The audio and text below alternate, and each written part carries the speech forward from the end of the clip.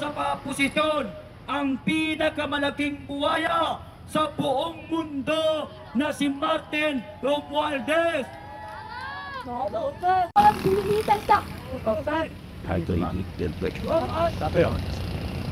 Tigil ang korupsyon sa ating bansa.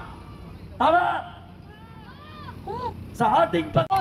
Mamatay ako para maanak sa bayan yun. Hanggang sa pagmamahal ko sa kapwa ko Pilipino. Mabuti ka man o kasama pinaglalakawan sila tayo. Yan ang katotohanan. Yan ang pates. Patayin mo ako. Ito, sniper. Dito ako upang patayin mananahin. Sabi niyang tanks. Bumaba na kayo dyan.